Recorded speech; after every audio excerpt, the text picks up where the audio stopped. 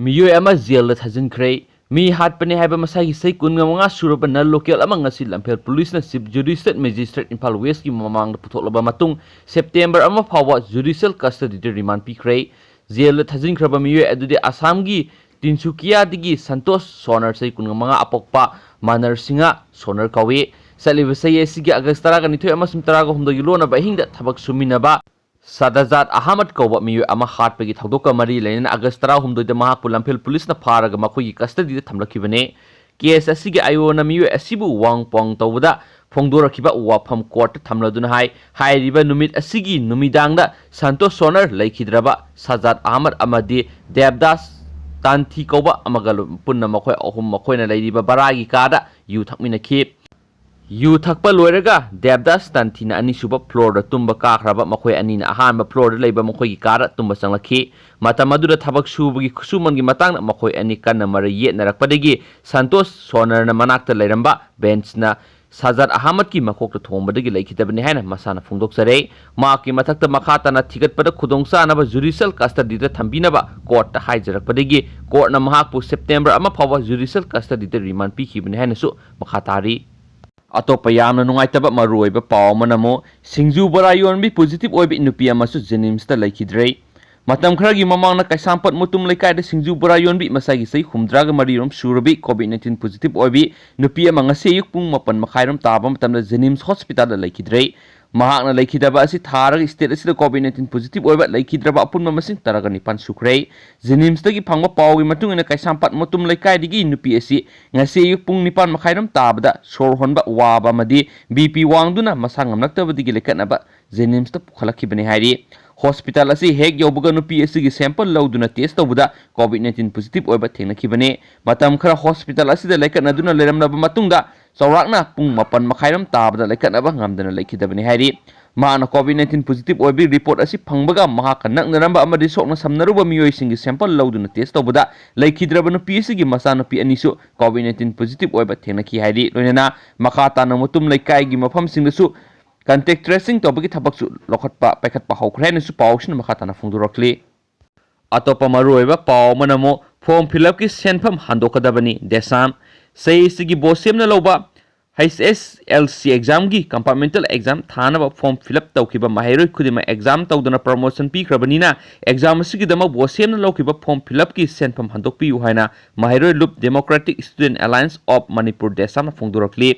loop asigi president and edition high covid-19 license asigi yenglaga bosemna compartmental mahairoi singba promotion pi basi loop asina taramna oi adubo hauzik state asida license asidagi section thorangi manungsana exam pangthoktaba asina maram oiraga bosemna exam asi pangthoknaba mahairoi amamamdagi lupa lisingani ga sama lawkibadu mark sheet ki mathau taba senpham khara khak lawraga aremba senpham handokpiyo state asida sathariba lockdown asina mi ayamba supam nopam leitabadagi sel thoktabana awaba kya mayuknari maram asina miyamgi awaba asi bosemna ubiduna mahairoi lising mangaga sahumga kunga pandagi lawkiba senpham adu handokpiyo lenana ko semgi oinasu hauzik pangthoktana leiriba class 12 ki compartmentary gi exam asi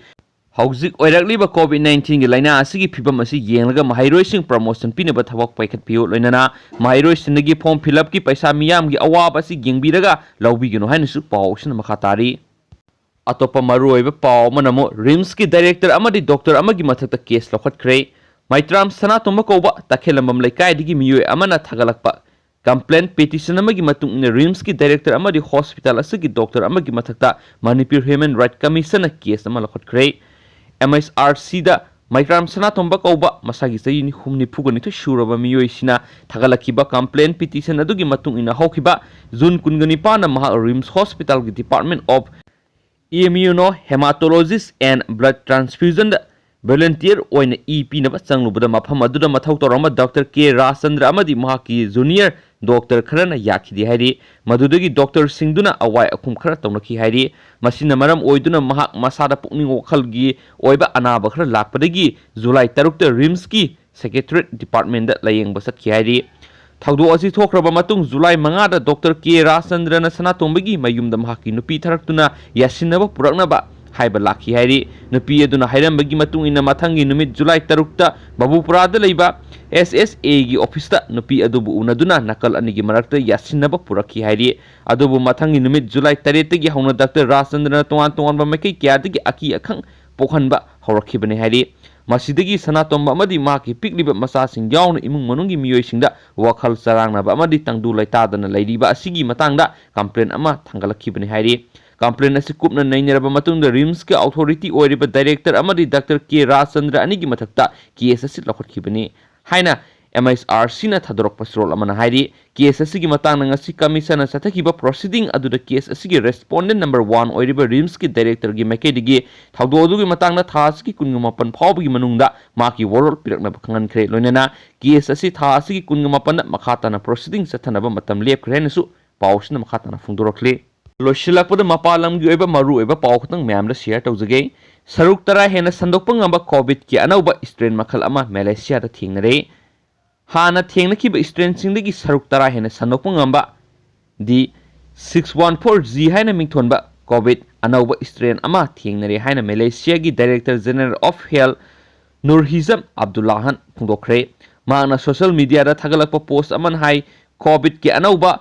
मुततै तौरबा strain असिगी संदोकपगी सांग असी हानादगी यामना हेनबा मरमना मियामना हेना सक्सिनबगी तंगाई फदबा लै हाइरी अनौबा strain मखन असी Malaysian institute of medical research ना तोंगान तोंगानबा sample मखल अहुम खोंगवतुना culture अमदे isolation testing तौबदा थेंगनरखिबने अदुमोइनामा लैंगाकना मांगजौनना अकन ममोंगना section थौरंग लखतुना लैबना लाइचत असी लाक्सिनबगी फिबमददी लैदि हाइरी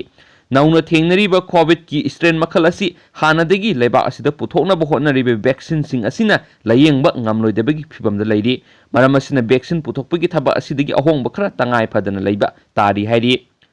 Bloomberg gi report matung ina anauba strain makhal asi India dagi halakhiba miyoi ani amadi Philippines dagi halakhiba miyoi amana sandorakpa kusturar singi sample lawbada thengnarakibane